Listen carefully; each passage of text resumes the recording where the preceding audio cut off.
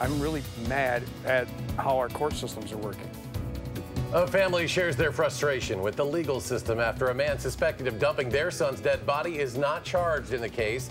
A story you'll only see tonight on News 3 at 6. 3 separate shooting incidents in Madison during the last 24 hours. What police are sharing about their investigations. And school's out forever. An area school will not open again this fall. What's in store for the students who used to attend Arena Elementary?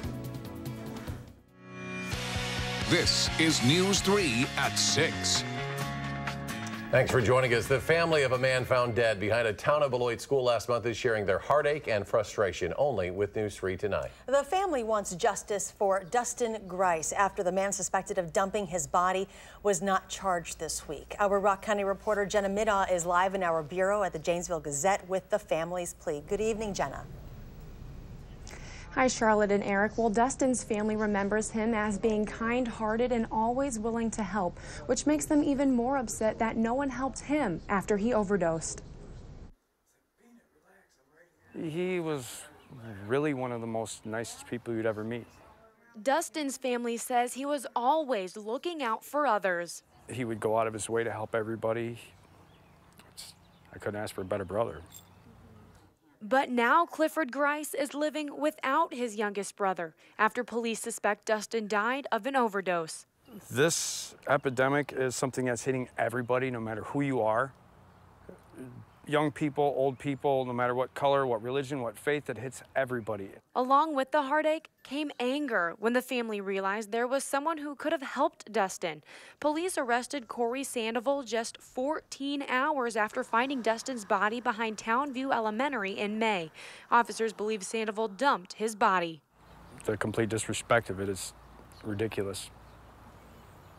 Sandoval was scheduled to be in court this week, but on Tuesday, the district attorney's office said it would not file charges because it could not prove criminal intent. And he's going to do this to somebody else. He doesn't care, obviously, or you don't just abandon somebody behind a school.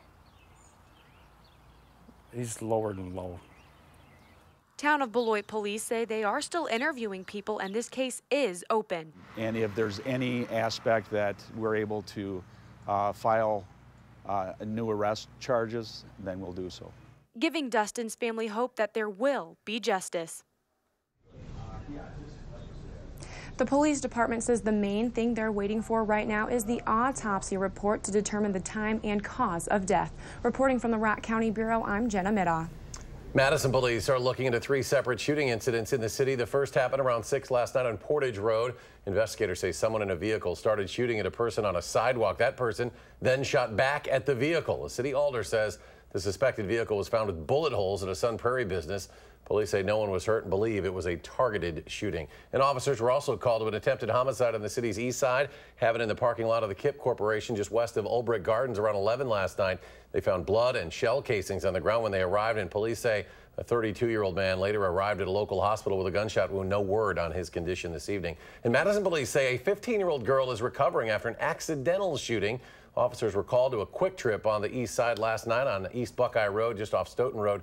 The girl was taken to the hospital with serious injuries. Police say their investigation is leading them to believe the shooting was not intentional. It has been a year since a deadly explosion killed 5 people at the Didion Milling plant in Cambria, Wisconsin. A new report released by the Columbia County Sheriff's Office shows the terrifying moments after officials say faulty equipment caused corn dust to explode. I need help right now. The whole entire thing exploded. My friend's trapped. I need help. Where is he trapped? In the train. We're in the train where he's crushed. I need help. What is your phone number? This video shows first responders racing to the scene. Dashcam video shows deputies arriving just behind volunteer paramedics. The building was still in flames. Employees trapped in the plant were still calling for help. 5 people were killed and 14 others were injured. Didion Milling was fined $1.8 million for the explosion. The company is appealing the fine. The plant is being rebuilt with plans to reopen in 2019. Turning now to your forecast with heat coming for the weekend. Let's check in with Chief Meteorologist Gary Canalti. Gary? Well, you're right. The heat is on the way, and so is the humidity. Let's start out by taking a look at alert days that are in the forecast for tomorrow, Saturday, Sunday, and Monday. High temperatures will be in the upper 80s to the middle 90s. Heat index values between about 90 and 105 degrees. There'll also be the threat for a couple of strong thunderstorms, mainly late tomorrow afternoon, tomorrow night, and perhaps late Monday into Monday night. Now, as we take a look at visible cloud trackers, a cluster of storms that moved through Iowa. The blow-off tops of those clouds kept our skies cloudy for much of the day here in southern Wisconsin and held down temperatures. The next batch of storms is developing across central Minnesota. A few of those storms may eventually develop southward into southern Wisconsin later on tonight. But as we take a look at low temperatures this morning, we started out in the middle 50s here in town. Temperatures were in the low 60s over southwestern Wisconsin, but generally the 50s elsewhere. Current temperatures are in the middle 70s thanks to the cloud cover. Notice up to the north, Black River Falls, they're warmer at 80, as is Fond du Lac, because of the sunshine up there. Dew point temperatures still pretty comfortable in the low to mid 50s, but notice they're starting to get up to around 60 degrees near the Mississippi River and climbing even higher than that across western Iowa. And with winds out of the south and southeast, look for those dew points to increase along with the temperatures. By tomorrow morning, temperatures will be down into the lower to middle 60s. There'll be a chance for some showers and thunderstorms late tonight or early tomorrow morning. Then we'll turn variably cloudy tomorrow with a high of 87 with heat index values up around 90. There could be a late day thunderstorm. That's your first alert forecast. Gary, thank you. Wisconsin continues to see rising trends in opioid overdoses and deaths, and now elected officials here in Dane County are trying to fight back. News 3 reporter Adam Duxter joins us now to explain how a lawsuit could lead to Dane County seeing some relief here. Adam. Yeah. Eric, Dane County Executive Joe Parisi announced today that him and a team of lawyers would be suing pharmaceutical manufacturers as a way to hold them responsible for what has happened with the opioid crisis here in Wisconsin. The lawsuit has been months in the making, but will ask for the pharmaceutical companies to pay the county. The number of opioid overdose deaths in Dane County has risen from 13 in 2000 to 85 in 2016. Parisi says the companies making the drugs need to own up. It's good that they are receiving great profit from these drugs, that we're bearing the expenses, and they also need to bear the expense of the crisis that they were largely responsible for creating. Parisi hired the attorney for this case in April of this year, but this lawsuit isn't just going after one specific person or organization. It's going after almost everyone, from the manufacturers to the distributors to the stores that sell them, like Walmart, Walgreens, and CVS. And at this point, there's no timetable for how long this could take or how much money it could end up bringing to Dane County. A story we'll keep a close eye on. Adam Duxter reporting. Adam, thank you. Wisconsin's unemployment rate remained at a record low for a second straight month in May. The new data was released today, showing the rate at 2.8% last month. The state added 600 government jobs between April and May, but lost 5,300 private sector jobs. Governor Scott Walker, who faces re-election in November, has been touting the unemployment rate as a sign that his policies enacted over the past 7+ years are working. Democrats say the state is riding a national economic wave, and the state lags behind the national average in job creation.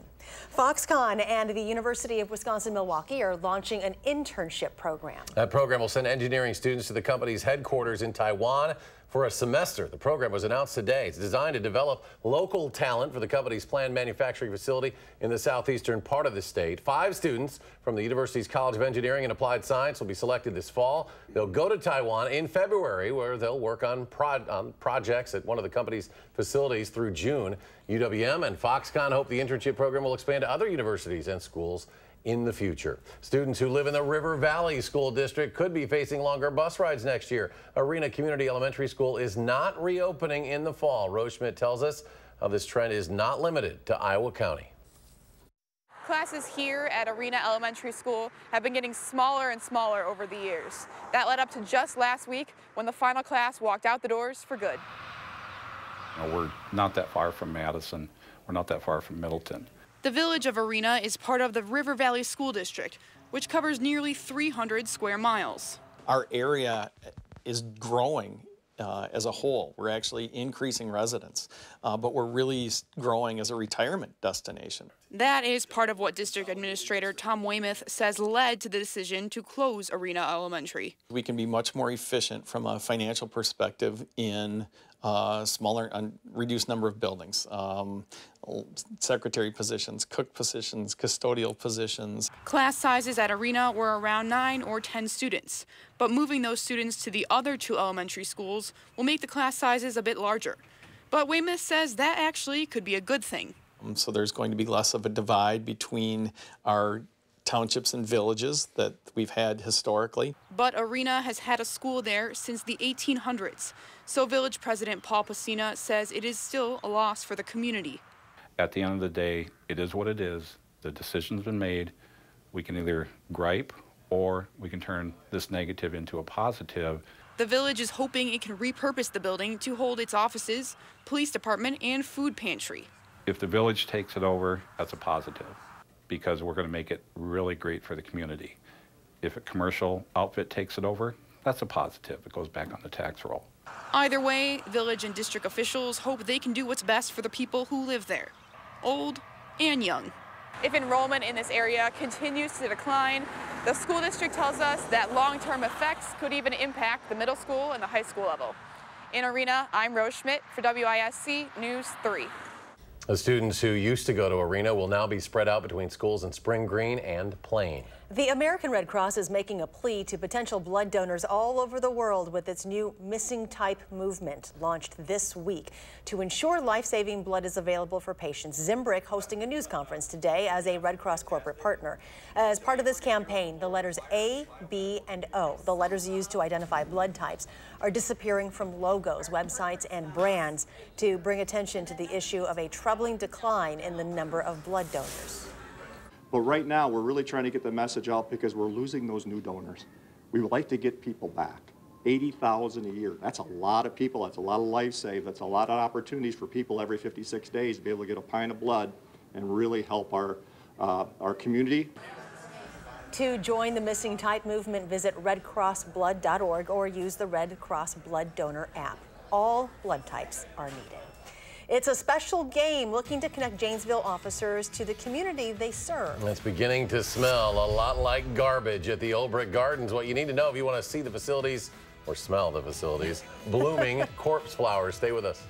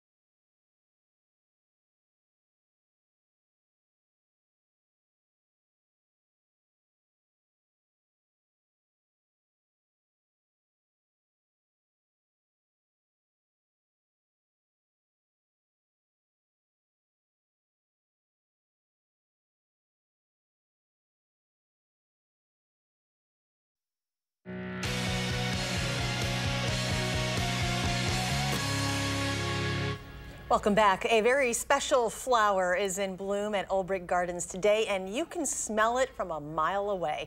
The corpse flower is a rare plant that blooms once every 7 to 10 years for just over a day at most. It is named for its pungent smell, which is said to smell like rotting flesh. One young visitor had this to say about the unique flower. Very stinky and very, very, very tall for a flower. taller than her.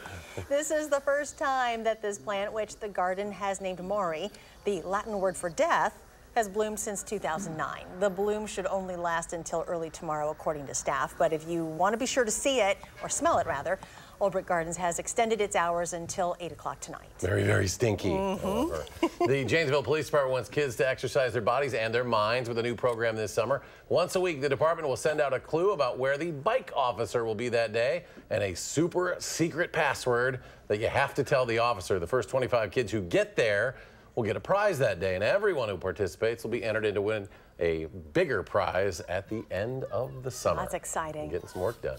Spotting Bucky, it's a new favorite hobby for many in Madison. When we return, find out the history behind this Bucky and its special purpose today on Flag Day. That's next at 6. Could see a round of thunderstorms late tonight into early tomorrow morning. That'll be followed by increasing heat and humidity and lower chances for rain as we head into the weekend. I'll take a look at our first alert forecast in just a few minutes.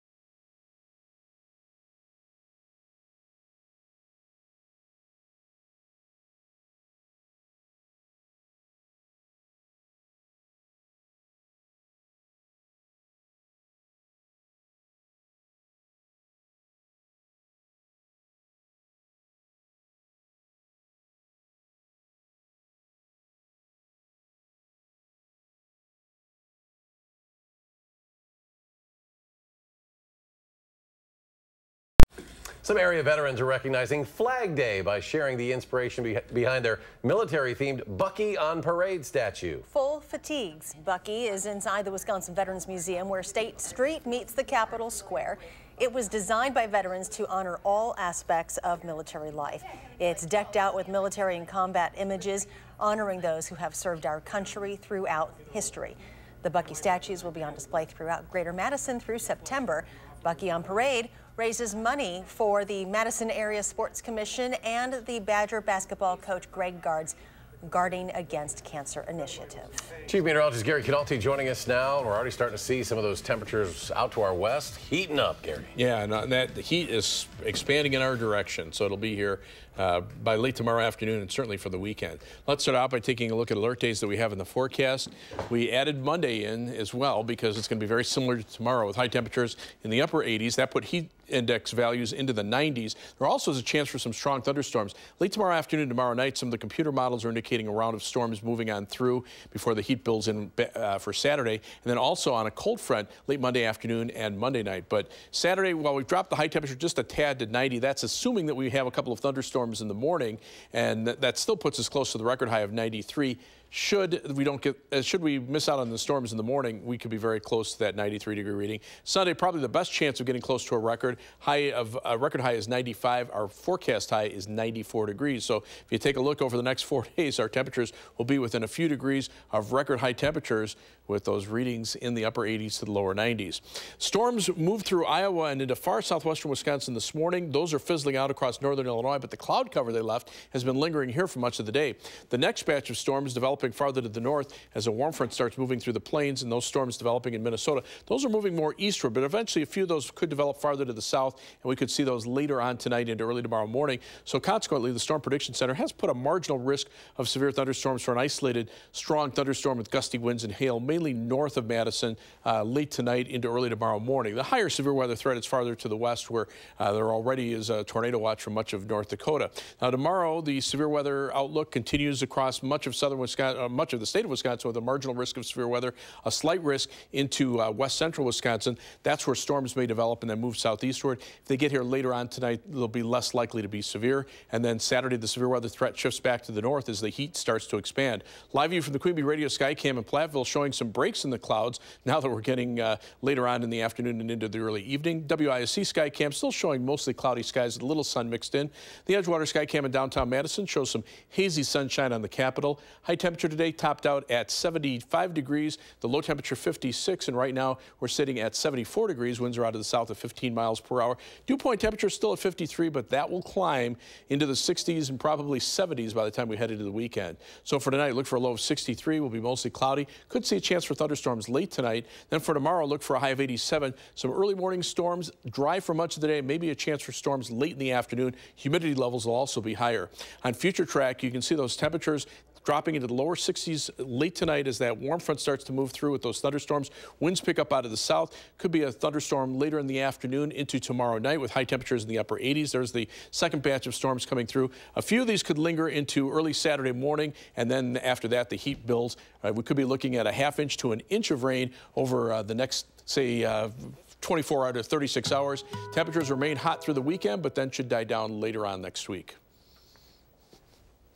The Oregon soccer team shoots for a spot in the state championship game. Plus, Waupun swings for redemption in the Division II baseball championship. Highlights are next.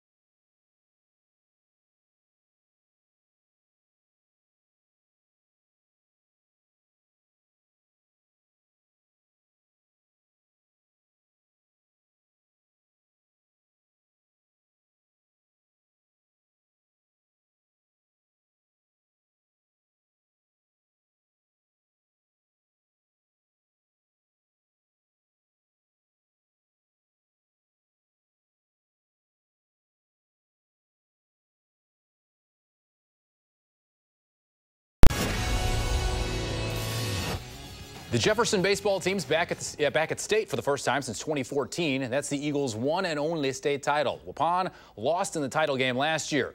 They're looking for their first crown since '07. 1-0 on a gorgeous day in Grand Chutes. Warriors in the lead, and they would add to it. Jack Lenz.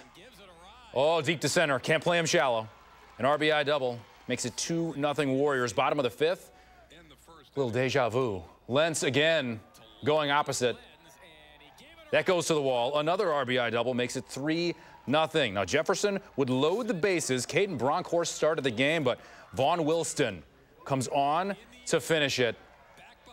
Gets the last out, and the Warriors are celebrating. They win the Division II state championship 4-0. To go to state, words can't even explain. And the field's great. Just getting close with everybody on the team, the relationships we formed throughout the season. We weren't even supposed to win conference, and just overcoming everything we did is just a great accomplishment. Division I final just underway. Waunakee making its first ever trip to the championship game. They have 2 runners on in the second inning. Arrowhead lost in the title game 2 years ago. We'll have highlights tonight at 10. Division II semifinal girls soccer. Oregon and New Berlin Eisenhower. Oregon in black. Jenna Bennett going upper 90 for the goal, and a 1-0 lead for the Panthers. Same score. Now watch Lions goalie Ava Seifert. Gonna come out and get taken out by her own player. She'd be okay. Katie Isley finishes, and Oregon wins 2-0. They'll play Brookfield Central for the title Saturday at 11. Well, some veteran players get excused from certain preseason activities for whatever reason, but sometimes you have to be excused for a good reason, like your wife giving birth to your first child. Ty Montgomery and his wife Remy welcomed Stone Anthony Montgomery on Wednesday. But Dad was back at work on Thursday. Montgomery said it's going to be crazy thinking about life now that he has another one to take care of. My perception of time is going to be different. You know, now we're all adults. Nobody's really growing or doing anything for the first time anymore. So I'm going to see time physically for the first time in my life, and watching him sleep through the night for the first time, or crawl for the first time, or roll over for the first time. So I'm going to see time. More football, international style. Russia, Saudi Arabia kicking off the World Cup. Alexander Golovin to Yuri Gazinski. Oh, the home crowd loves it. And you know who loves it? Vlad Putin. Russia wins 5-0. Full slate of games tomorrow on the Fox Family. Minor league baseball. In Oklahoma, the Tulsa Drillers. There's going to be a contest between innings, but no. What do you think what happens when you're playing ball around a German Shepherd? He's going to lose the leash and play ball. Players don't really mind. Don't leash me. Fun times had by all. He wanted to play some more, but they had to get the game, unfortunately, back on. That probably would have been more fun. That. Yeah. You can't throw a ball in front of a dog. Great minor league stuff. Yep. That's right. So what happens when you have dogs at a ballpark, you know? So it looks like heat and humidity building for this weekend. Temperatures up around 90 or above Saturday and Sunday. All right, Gary, thank you very much. And thank you for joining us for News 3 at 6. Have a great evening, and we'll see you back here at 10 o'clock.